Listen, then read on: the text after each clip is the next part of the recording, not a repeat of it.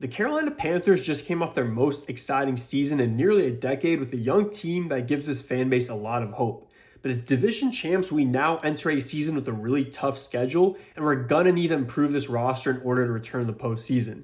It's safe to say that the Panthers had an exceptional free agency. Dan Morgan and that front office went all in on a couple of guys and made moves that us Panthers fans could have only wished for prior to March. These moves 100% fill some massive holes and improve this roster going into next season, and now the team has a lot of freedom in this year's draft. We no longer need to force picks to address big needs such as left tackle or linebacker. Yeah, the roster is still far from perfect, but now the Panthers can grab the guys they truly love at each pick throughout the draft. In this video, we will go through a 7-round mock draft for the Panthers and look at the guys they could take to possibly elevate to contender status. If you enjoy draft content or football in general, please leave a like on this video and subscribe to the channel. It goes a really long way. Before we kick off the actual mock draft, let's go over some of those moves that the front office did make in March and what that means for the draft. So starting with on day one, we went all in and threw the bag at Jaelan Phillips. I was not expecting that. We gave him a 4-year, $120 million contract. I know a lot of people said that's an overpay. Before the Panthers to land arguably the top edge free agent in this year's class, we had to give him that bag. And now we just added talent to our front seven that we just simply didn't have. Nick Scorton looked good last year. Derek Brown's great on the interior, but we didn't have an edge with the ceiling that Jaelan Phillips has. And that was a big signing for us to, again, take that step to being potentially contenders next year. So really big signing, and now we're not forced into taking an edge at 19 or even in the second round. Between Jaelan Phillips and Nick Scorton, that's a good pair. We drafted Princely in the 3rd round last year, so we got some guys, and we can explore other positions and, again, not feel desperate to take an edge on day one or even day two. Some other big signings, maybe more of an underrated signing, maybe a lower impact signing, but Kenny Pickett was a good signing. We saw last year as Panthers fans that Andy Dalton was regressing. He was a great mentor for Bryce Young, but if Bryce Young, God forbid, would go down next season, I would not be confident in Andy Dalton going out and winning us games to return to the playoffs.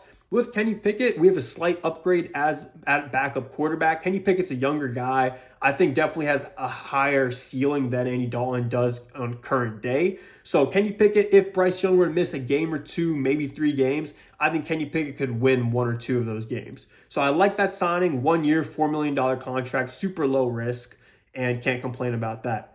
Arguably the biggest signing for us outside of Jaelan Phillips was Devin Lloyd. Our linebacker room last year was really bad. Christian Roseboom made some plays. He filled in as a starter when he needed to, but we didn't have that high-end talent. In that Rams game in the playoffs, we were basically playing without NFL linebackers. And when you don't have guys in the middle who can cover, who can make plays, you're not going to, be a contender. And bringing in Devin Lloyd patches up a big hole we had at the position. You couldn't ask for a better free agent signing than Devin Lloyd. Devin Lloyd's coming off an all-pro season where he just balled out in Jacksonville last year, was elite in coverage, and we know a linebacker who can excel in coverage will go a long way in Avero's defensive scheme. So Devin Lloyd was just a massive signing. That is one of the signings in this free agency that told me, like, we're serious, we're going all in, like, we are building a contender type of team, and we're maybe one draft, another free agency away from really being a true contender. So Devin Lloyd goes a long way. One player that we cut that honestly opens up a pretty big hole on our team was A'Shawn Robinson. I don't know why he's listed as an edge here. He's definitely a defensive tackle. He was our starting defensive tackle alongside Derek Brown. Good veteran player, but, I mean, it makes sense. We brought in some big guys. You needed to clear up some cap. So by releasing A'Shawn Robinson, we cleared up $10.5 million in cap. So A'Shawn Robinson's gone, and that opens up a big hole alongside Derek Brown on the interior. We have some guys in our locker room that are good rotational defensive tackles, but we don't really have a starting caliber defensive tackle unless someone like Cam Jackson, who we drafted in the 5th round last year, takes a big step this season. Someone like Bobby Brown takes a big step, but we really need to bring in a true starting caliber defensive tackle alongside Derek Brown. Derek Brown's a beast, an all-pro snub for sure. I would really like to see us add a defensive tackle who has some upside as a pass rusher, because Derek Brown doesn't really do that as a defensive tackle. He's more of a elite run stopper, just a big body in the middle who makes plays. But I would like us to bring in a guy who has some upside as a pass rusher. Lucky for us, there are some names in this year's draft who we could target in the first round, in the fourth round. There are some names, and we will get to those in a second. Some other big moves. One of our biggest losses in free agency, arguably our biggest loss in free agency this year, was Cade Mays, our starting center, going off to Detroit. So that move sucks because he was really versatile. He was pretty solid.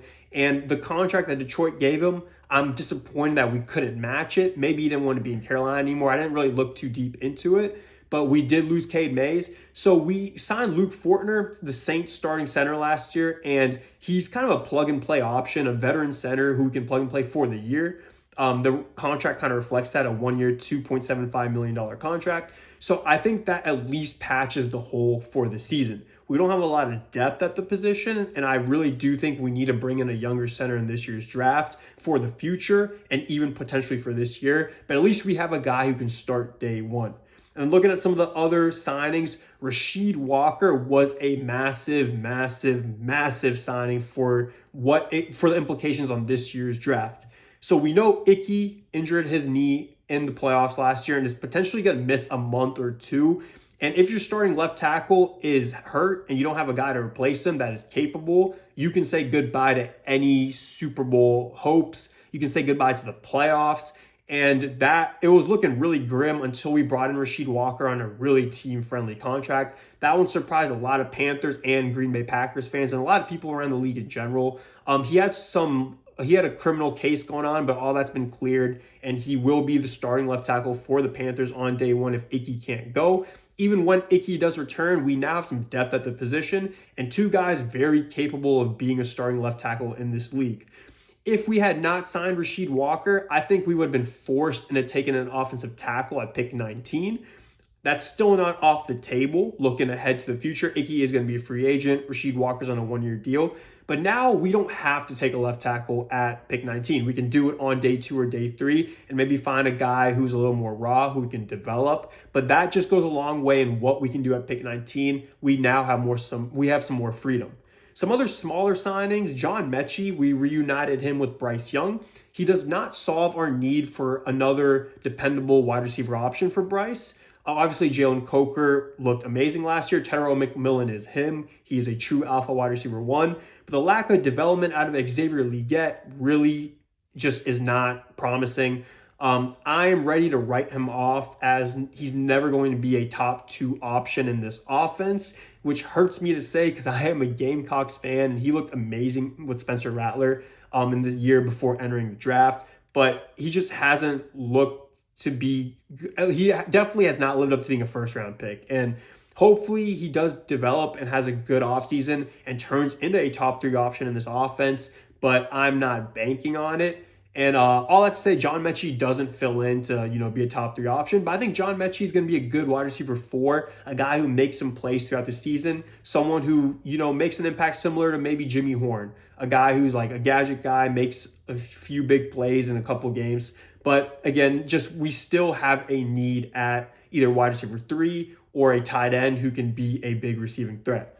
Nick Scott, we re-signed him on a 1-year deal. So what this does for us, we still need an upgrade over Nick Scott. If we want to take that next step next season with a tougher schedule, we need a better safety than Nick Scott alongside Trevin Mayrig. Mayrig is a beast, arguably our best free agent signing last offseason. Lathan Ransom is awesome, but Lathan Ransom plays a similar game to Mayrig. And I don't think you can have both. You could have both those guys out at the same time. We saw it last year, but you're not going to get that help in the deep from your safeties and coverage with those two out there. I would really like us to bring in a safety in this year's draft who excels in coverage that can fully replace Nick Scott. Nick Scott, we know, is vulnerable to getting beat by receivers. Missed on a couple plays. We saw it in the playoffs. We saw it throughout the season. He had a good game or two for sure, but I think we definitely need to upgrade over Nick Scott. But what this signing does is if we don't find a safety in this year's draft who we're comfortable starting over Nick Scott, at least we're bringing in a guy that we know started for us last year, a guy we made the playoffs with. And worst case, we have some depth. We have a guy who can start day 1 if need be. A.J. Dillon, brings in some good depth at running back. I still fully expect Chuba Hubbard to be our lead back. I expect 2024 second round pick Jonathan Brooks to get his reps in this year. He's had almost 2 years to recover from his torn ACL his rookie season. I'm excited to see what he can do. I feel like a lot of people just kind of forgot about him. If he pans out, he was the best running back prospect in that year's class. If he pans out, that would be a huge addition to this offense. All right, so enough yapping about our offseason moves. Let's get into the mock draft itself. Keep in mind, the Carolina Panthers don't have a 7th round pick in this year's draft, and we have 2 5th round picks. Outside of those 2 picks, everything else is normal. We own all our picks this year. We don't have any comp picks or any other additional picks, but that is what we're working with. So starting with the first round, this is the board here. I think this is a realistic board. Looking at some of the guys who have been taken off here. So I'm going to start with some guys who I think if they're on the board, you run that pick up to the stage and make that pick. They're no-brainers. Dylan Thieneman, the safety out of Oregon, he is the best free safety in this year's class. He excelled in coverage last season. He had a really good combine. This is a safe player in this year's class who is going to make a difference at the NFL level. I don't expect him to be available at 19. I think his absolute draft floor is Minnesota at 18. Minnesota lost franchise legend Harrison Smith, and they have a need at safety. And if he's available at 18, I don't see how they could pass on him. So he's not available in this mock draft. Another guy who I don't really expect at this point to be available at 19 is Kenyon Sadiq. Kenyon Sadiq would check 2 big boxes for the Panthers, both at tight end and for that second, third kind of receiver for Bryce Young. Kenyon Sadiq is an elite prospect. He just ran the fastest 40-yard dash time by tight end in combine history. He has a lot of athletic upside. He has good size at 6'3", 245. He's speedy. He's explosive. He's got good hands. 8 touchdowns last year. I think you could make the argument that Kenyon Sadiq's being a little overhyped because of his athleticism. He doesn't have a lot of production in college, which is a fair argument. We saw this with O.J. Howard a couple years ago. Went in the first round to Tampa Bay, ended up being a bust. They banked on that athleticism. It just never panned out. I think Kenyon Sadiq's a better prospect than O.J. Howard. Maybe that's recency bias, but Kenyon Sadiq just projects to be a better prospect. And Kenyon Sadiq is an able run blocker. He's one of the better run blocking tight ends in this year's class, which goes a long way in seeing the field at the NFL level. But he's no longer on the board, so he's not an option. Mekhi Lemon, I don't expect him to be available at 19. But if we're going to take a receiver 3 straight years in the first round, Mekhi Lemon makes a lot of sense. I mean, Mekhi Lemon is my number one. He is my favorite wide receiver prospect in this year's class. I think Carnell Tate is going to be the number 1 wide receiver taken because of the bigger frame. But Mekhi Lemon just projects to be a really good NFL player, and him alongside Jalen Coker and Tedero McMillan would be lethal. And if we're talking about taking that next step to potentially being a Super Bowl contender, a player like Mekhi Lemon goes a long way in doing that. But again, he is off the board at 13 to the Rams, where I actually do think he is going to end up. If he's available at 13, I don't see how the Rams could pass on him. So looking at the guys who are actually on the board for us here, I think this is a really good trade back spot for the Panthers if this is how the board falls to us, and I'll tell you why. So some of the names I look at immediately, I mean, Jermon McCoy, I really don't expect him to be available at 19 after that pro day he just had. So we're gonna talk, I mean, we're gonna talk like he's not on the board because I really don't think he's gonna be on the board here. So looking at some of the other names, we're not that desperate to take a linebacker anymore with the addition of Devin Lloyd. So CJ Allen, I don't think makes a lot of sense for us here. He wasn't good in coverage in college. He was really good against the run. I guess you could pair him with Devin Lloyd, but it's really not a big need when you look at some of the other positions and players on the board. A player I really like in this year's class is Emmanuel McNeil-Warren, safety out of Toledo. Don't let that Toledo tag fool you. This guy is a baller. Just go watch his film. He hits hard. He's great in coverage. He has great instincts, knows where the ball is going to be, makes some big plays. Really good in coverage last year with a 92 coverage grade by PFF. Solid against the run, but this guy is just a baller. Really reminds me a lot of what Nick Emanwari reminded me of before last year's draft. Obviously, Nick Emanwari had a way better combine than Emmanuel McNeil-Warren, a way better athlete. But Emmanuel McNeil-Warren is a highlight machine and a scary safety. I think we could definitely use his services. But there are some guys in the second round, third round at the safety position who I think we could wait to see if they're available. So that is a name, though, that is definitely in play. If we want to take a smaller kind of corner who is a first round prospect to address, maybe transition as our starting nickel corner, Avion Terrell is definitely in play. But Avion Terrell has had a weird offseason. He got hurt at his pro day. Apparently ran a really slow 44.6, they were saying, which I don't really believe, but still kind of concerning. I think Avion Terrell is going to ultimately fall to the end of the first round, but I could definitely see him being in play. If we are going to go offensive line, a player like Caleb Lomu could make a lot of sense here. This is a really raw tackle, 21 years old, can play left tackle, can play right tackle. They haven't, at the NFL level, I don't really know where he's going to line up, but I think he's going to be a really versatile offensive lineman, and depends how he develops. But I feel like 19 is a reach for Caleb Lomu. If anything, you trade back and take him if you're going to take a tackle. So what would we do here? I think what we would do is we would target a defensive tackle or an edge. I love Akeem Mesidor as a prospect. I just don't think the Panthers are the team for Akeem Mesidor. He is going to be 25 years old at the start of the season, which doesn't concern me if you're a team like Baltimore, if you're a team like Detroit, a team that kind of is already on the cusp of a Super Bowl run. I think we're still a year removed from that, and we don't really need to bring in Akeem Mesidor with Nick Scorin and Jalen Phillips now in the mix. I wouldn't be upset if that was the pick, but I just don't think he fits the mold for what the Panthers are going to do. So I really want to go Emmanuel McNeil-Warren because I love him as a prospect. But again, I think there are some safeties later on we can take. So I'm going to shift my focus to the interior of the defensive line. I talked about this earlier with just now Derek Brown being a true starting caliber defensive tackle. I think it would help to bring in a true, another defensive tackle to pair with him with a lot of upside. And there are three names I look at here in the first round: Caden McDonald, Caleb Banks, and Peter Woods. So we'll start with Caleb Banks. I've had a crazy roller coaster relationship with Caleb Banks this offseason. In February, I did not like him. A lot to do with him missing most of 2025. And after the Combine and the Senior Bowl, I put him as my number one defensive tackle in this year's class because the upside as a pass rusher is insane. It's kind of unmatched with a lot of these guys in the first and second round at the position. He had a really good Senior Bowl. He looked great at the Combine, but then he broke his foot at the Combine. He should be ready for rookie minicamp, which is good news. But there are some injury concerns with Caleb Banks, and I think he is going to fall to the end of the first round, maybe top of the second round. I am now back to, I don't know if he's my number one defensive tackle in this year's class. I think he's definitely top three, top four. But again, it's just been a roller coaster of an offseason with Caleb Banks.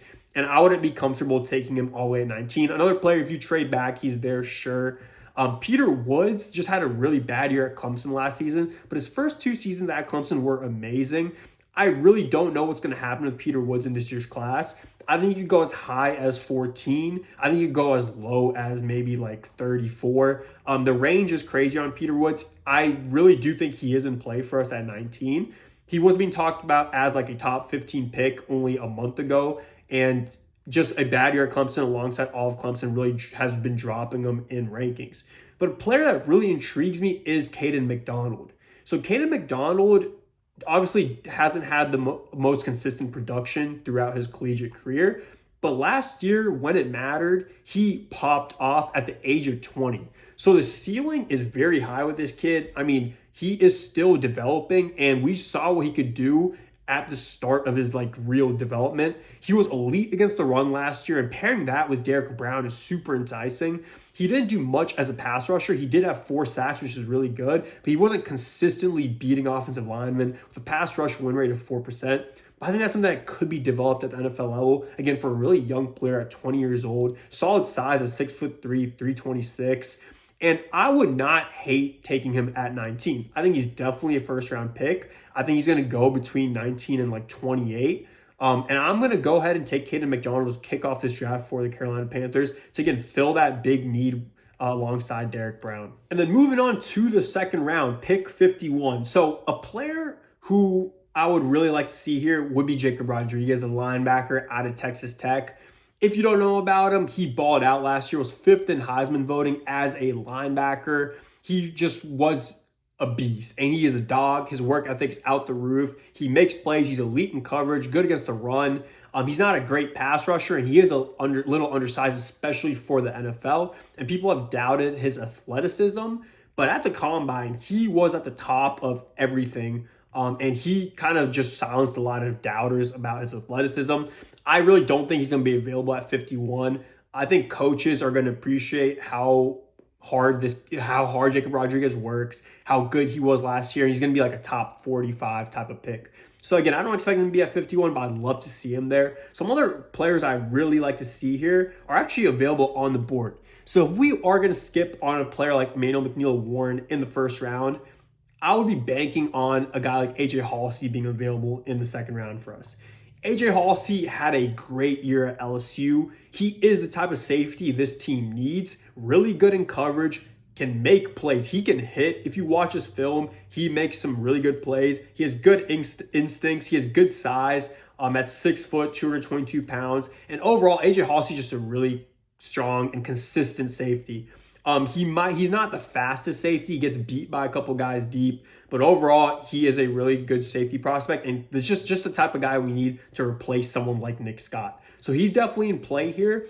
Eli Stowers is super tempting here. We missed out on Kenyon Sadiq in the first round. We didn't take a receiver. Eli Stowers is my favorite tight end prospect in this year's class. Obviously, Kenyon Sadiq has a higher ceiling, but the fact that you don't have to use a first-round pick on Eli Stowers is very big. Eli Stowers as a day two prospect can make a big difference. I think of a player like Harold Fannin last year who came in out of Bowling Green, just a pure receiving type of tight end who was coming off the best receiving season by a tight end in college football history, and immediately from day one made a big impact for the Browns. I could see Eli Stowers doing that for a team. And for a team like the Panthers, it would make a lot of sense to take him here in the second round if we like him as a prospect. He's 6'4". I think he's closer to 6'3", 235 pounds. He's fast. He makes plays. He's a quarterback's best friend from the tight end position. So I definitely think he's in play here. Some other players that could make sense here if they were on the board. I don't see Keontae Scott on the board here. Keontae Scott is arguably the best slot corner in this year's class. He just balled out at Miami last year, and he played mostly again out the slot. And I love Shao Smith-Wade, but Shao Smith-Wade is too small to be consistently starting for us in the slot out there. We saw that a couple times last year. And I think with a player like Keontae Scott, you get a true starting physical nickel player in the NFL. He's 6 foot, 194 pounds, and again, just really good in coverage, good against the run, and I think he could be an option if he's available. Some other players who I don't see on the board, or I do see Malachi Lawrence. If we are going to go edge, Gabe Yakis has had a really good offseason, has been really shining throughout workouts, through his pro day, ran a really fast 40. I think he could be in play if we're going to go edge. I realistically think he could be available at 51. Malachi Lawrence had a crazy combine, showed off his athleticism. Not the craziest college production and coming out of a smaller school like UCF, but 6'4", 250, he is a really strong athlete and definitely in play here. And another player I want to highlight here is Trayden Stukes out of Arizona. A lot of people are really high on this guy. He is one of those chess pieces on defense. You can line him up in the slot. You can line him up at safety. He has really good size at 6'2", 200 pounds. He is a baller. He was a walk-on in college and, really made a difference. Some people think he's going to go top 50 in this year's class, which I understand because of the versatility that he brings. And between all these prospects, there are some good options. I honestly haven't done my due diligence on Trayden Stukes in comparison to some of these prospects that I've mentioned. So I'm going to go with a guy who I really like, who I really want to target, who I think could make a big difference for his team, and that is AJ Halsey. And I know PFF doesn't have safety as a big need for the Panthers, but I disagree because we really need a guy deep who can help out in coverage. So we're going to go AJ Halsey here in the second round and move on to the third round. Moving on to the third round, so far we've gone Caden McDonald, AJ Halsey, really upgrading our defense as we look to make that as we look to upgrade our team going into next season. And in the third round, some of the names I'm really looking at.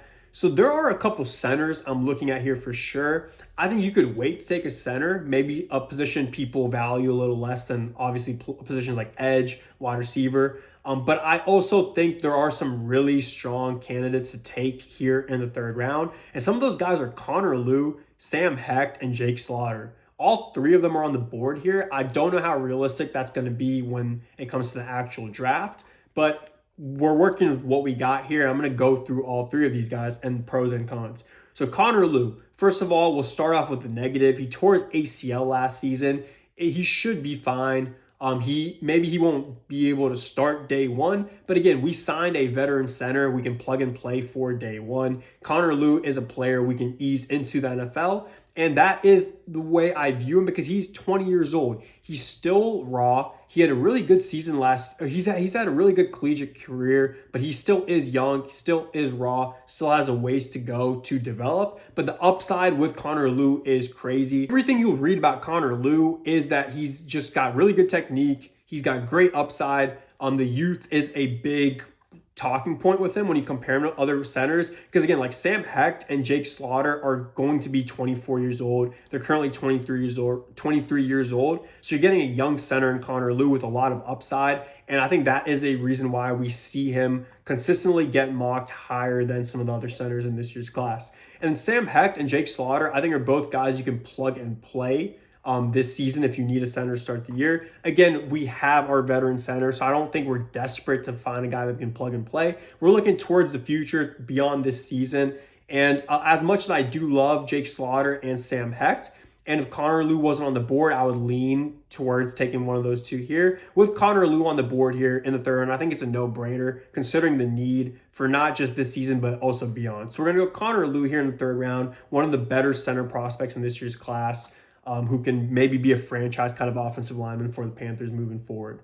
All right, we are now at pick 119 in the fourth round, and I think a lot of what's going to go down here is what really happens in round one, especially. We missed out on some of those higher upside receiving options like Mekhi Lemon, like Kenyon Sadiq. So it could make sense to target a receiver here in the fourth round and bring some competition and some options to that wide receiver room. We got our interior defensive linemen, so I wouldn't really target a defensive tackle here, even though if we hadn't gotten a defensive tackle in the first round or second or third, a guy like Chris McClellan would make a lot of sense. Found some success as a pass rusher last year at Mizzou. Has good size at 6'4", 323. A name to keep an eye out for depending on how the first three rounds go. Some other ways we could go here. Jalen Kilgore, if we want to target a slot kind of corner. He lined up primarily in the slot over his past two seasons as a Gamecock. There's still a lot of development with Jalen Kilgore, but at 6'1", 211, if he progresses well in his development, could be a strong starting slot corner at the NFL level. Some other names who aren't on the board here, but to keep an eye out for. One defensive tackle I really like if we don't go interior D-line in the first couple rounds is Caleb Proctor out of a smaller school in southeastern Louisiana. But in his game against LSU, he made some plays against some of the more premier talent at the college football level. He is undersized for starting defensive tackle at the NFL level at 6'3". I think he's more 6'2", 280 pounds. But he had 9 sacks last year, and the bend on Caleb Proctor and some of the tools he has as a pass rusher, you will not see that out of most defensive tackles playing football. Caleb Proctor can make a big difference as a rotational piece on the interior of that D-line and really excel as a pass rusher. So if we haven't gotten a true starting kind of defensive tackle up to this point, I would like to see us bring in Caleb Proctor if he's available. I think he could, make a big difference in the rotation. Definitely couldn't start again due to his size, but he is a fun player to keep an eye on. If we want to take an offensive tackle here, maybe someone like Brian Parker, tackle out of Duke, was pretty consistent over his past 2 seasons at Duke, and he had a really good season at right tackle last year. That's a name to keep an eye out for. I really expect us to add more than just we definitely need to add a center in this year's draft, but I could definitely see us adding a project kind of offensive tackle. There are some question marks revolving left tackle moving past this season. And with someone like Taylor Moton, getting a little older, right tackle could be a need soon. Another name to keep an eye out for if he drops as far as Malachi Fields. He's a big body receiver at 6'4", 222 pounds. He had a really good Senior Bowl, really shot him up a lot of draft boards, but I think we've all came back down to earth on him. People had him going as early as the first round after the Senior Bowl, which I thought was ridiculous. I think he's definitely going to be a third round pick, but you never know. He could drop to us here in the fourth. But with all that out the way, I think we really should target a receiver or a tight end here because, again, we just haven't done that yet. And once you get past the fourth round, I mean, it just gets harder and harder to hit on one of those receivers who can make a difference at the NFL level. But there is a name here who I really think we should take here, and that's Eric McAllister out of TCU. He's got really good size at 6'3", 205 pounds. His speed, when you watch him play on tape, is really good. He didn't run the fastest 40 at the combine. He was in like mid 4.5 range. But when you watch him play on the field, his speed looks way faster than that. He had nearly 1,200 receiving yards last year, 10 touchdowns, and he's never had less than 762 receiving yards throughout his 3 years in college. I think we don't need him to be our wide receiver one. We don't really even need him to be our wide receiver two. But I think there's a lot of potential with him to be a top three option, top three receiving option for Bryce Young. And again, keep adding to this wide receiver room of really tall guys for our shorter quarterback. You can just throw it up. We've seen Bryce develop really well, and I think Eric McAllister could go a long way in just giving us another reliable weapon in that room. Moving on to the fifth round. So we do have 2 picks in the fifth round. I think these picks could be used as ammo to either trade up. I think one of these picks could be used to trade out of the fifth round and pick up picks in next year's class. I think there's a lot we can do. Maybe package both these picks, move up in the fourth round, or package one of these with the fourth round pick to move up in the third round. There's just a lot of possibilities with these picks. But in this mock draft, we aren't really making trades. So let's look at the guys we could take here with these picks. One player who I was really hoping would be here was Isaiah World. Let's see where he went in this mock draft. He went to 151. This is a 6'8", 318-pound offensive tackle. He's really raw, but as a day 3 prospect, this is the type of guy you target in the fifth round. He is someone who, if you can develop him, let him sit for a year or 2 on the bench. If he develops with that size, he could be a strong starting offensive tackle at the NFL level. Again, there's a lot of uncertainty around him. He's, again, just super raw. Doesn't have the greatest stats throughout college, but he is one of those like fun fifth round kind of tackles you take to see if he develops into something. But he's not on the board. J.C. Davis is another tackle who I think could make some sense here. I don't see him on the board either. And another tackle who I've been targeting in a couple mock drafts is Austin Barber. I don't see him on the board either. So I've done my homework on some of these other guys. I don't really feel comfortable taking any of these other tackles here in the fifth round with those 3 guys being off the board. So we'll, shift our attention to some other players. Torian York, I mean, he's just really small for a linebacker at 5'10". We've gotten our receiving kind of weapon for Bryce Young. If we hadn't gone safety by this point, Michael Taffy is not a bad option. He was really good in coverage at Texas, coming off a good year. The problem is he is 6 foot, 189. He's definitely undersized. We already have Nick Scott, who's 5'11", kind of one of those undersized safeties. We've seen how that plays out sometimes. So we will skip on him.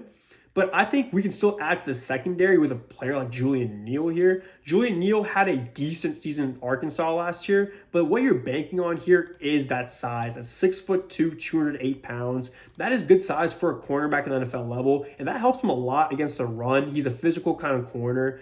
He still has a ways to go in coverage, but maybe that is something we could develop. And we don't need him to be a starting corner, again, as a fifth-round pick. We have Mike Jack, who's coming off a career year, J.C. Horn, who's locked down. I think Julian Neal is a good depth piece, at least in case one of those 2 were to miss some time. And I think for that size, that is worth taking here in the fifth round. So we'll go Julian Neal here to add to our cornerback room. And if he can develop into the eventual Mike Jackson replacement, that would be massive in the fifth round. Not banking on that, but, with a player with his physicality and length, that's always a possibility down the future. Pick 159 right after that. So looking at some of the other players on the board here, again, I don't like the offensive tackle prospects here, so we're not going to force it. We've taken our corner. Another corner that could be talked about here is Zakiya Massis. He is terrible in man coverage, but in the zone, he's one of the better corners in this year's class. And we know Avero calls a lot of zone, so he could make some sense with Avero being our defensive coordinator, at least for next season. But he still is super inconsistent and could get burnt a lot in man. And I do like Julian Neal over him, again, for that physicality and size. But we could add a player in the front 7 still to bring in some more. I'm not we did sign Jalen Phillips. Nick Scorton looks good. We have Princely, but we're still far from our edge room being deep and, top 10 in the league or anything like that. So we can look at some of the edges on the board here. I just wanted to shout a player out real quick. Pat Coogan, if we haven't taken a center by this time, one of those higher upside centers in the third round, Pat Coogan's a reliable center we could take here in the fifth round if he's available. He's a little older at 23 years old, 6'5", 311, but was pretty dependable for Indiana. We saw him go win the Natty, and I think he wouldn't be a terrible pick in the fifth round if we needed a center. But a player I'm looking at here is Caden Curry out of Ohio State. He had 12 sacks last year, and before people go like, whoa, he had 12 sacks at Ohio State, why is he a fifth round pick? He was surrounded by immense talent. Obviously, R.L. Reese, Sonny Styles, Caleb Downs, all those guys opened up a lot. Caden McDonald, all those guys opened up a lot for him to, go get those 12 sacks. But still, 12 sacks is still impressive at Ohio State. He had a really good year as a pass rusher. Wasn't bad as a run defender at all. His pass rush win rate isn't the greatest. His size is decent at 6'3", 260. But still, you're getting a guy in the fifth round who got a lot of reps last year, found a lot of production. And, as a rotational depth kind of piece, we will take that in the fifth round. Again, for an edge room that still is trying to find its identity with a lot of new faces. So we'll go Caden Curry here in the fifth round. So up to this point, going into the sixth round, we've gone Caden McDonald, AJ Halsey, Connor Liu, Eric McAllister, Julian Neal, and Caden Curry. So we patched up a lot of holes on this team. I do wish we could have picked up on those more premier kind of receiving options in the first or second round. I didn't want to force it in the first round. As much as I like a guy like Omar Cooper, I don't think it's wise using a third straight pick on a first round wide receiver if it's not someone like Mekhi Lemon when we have bigger needs on the defense. AJ Halsey in the second round, we could have gone Eli Stowers there and taken a safety later, but I'm a big AJ Halsey fan. I think if we did pick him, it would go a long way in creating a stronger defense overall.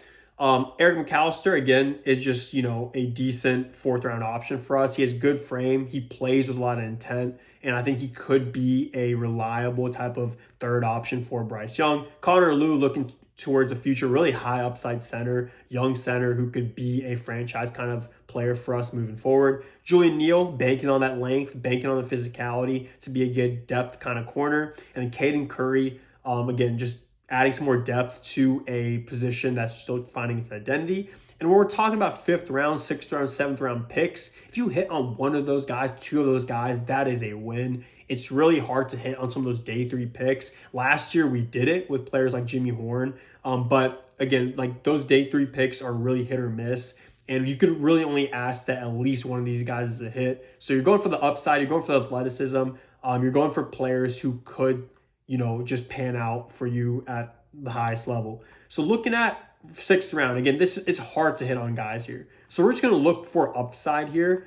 And Pat Coogan's still available. We already took our center. If we want to take a backup quarterback, because Kenny Pickett's on a one-year deal, Bryce Young's on a franchise or a contract year. You got Cade Klubnik on the board. Didn't have that great of a year. I don't really think we need to take a quarterback. Taylor Green. I don't think Taylor Green's going to last to the sixth round. He's got a lot of upside as an athlete. I think he's going to be like a fifth round pick, maybe a fourth round pick. But he's there. Cole Payton, North Dakota State, had a really interesting year last year. Has a lot of upside as a rusher. I just don't think we need to be taking any of these type of quarterbacks in this year's draft class. But that is a realistic option for us in the sixth round here. I know we didn't get to get one of those really high upside type of receivers or tight ends like we just discussed.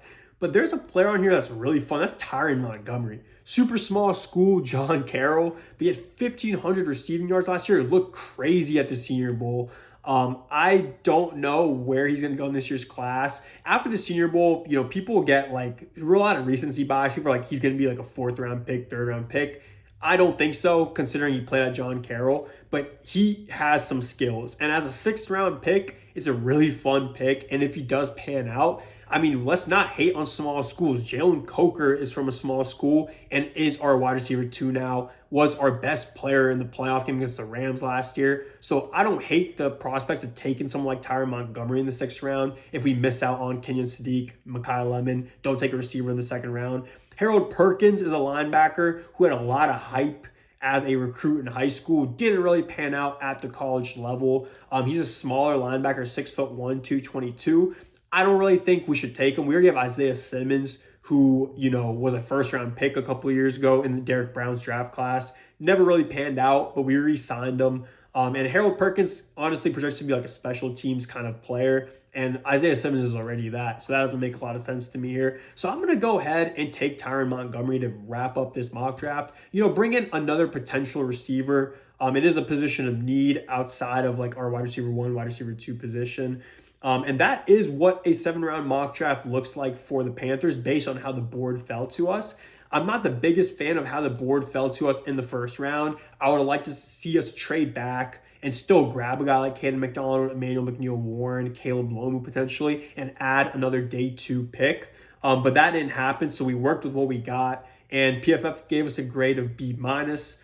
They didn't like the AJ Halsey and Julian Neal picks that much. I feel like PFF doesn't really understand that like our secondary lacks a lot of depth. They like the Connor Liu pick a lot, A minus there. Caden McDonald, B minus. Eric McAllister, B. Tyron Montgomery, B minus. Hated the Caden Curry pick, but in the 5th round, we're just trying to add some depth to a big position of or a position that's still trying to find its identity, like we've discussed. So that is my 7 round mock draft for the Carolina Panthers. All my Panthers fans out there, what do you guys think about this draft? Do you hate any of these picks? Do you love any of these picks? Is there anything you would like to see me do differently based on who was on the board? I'm all ears.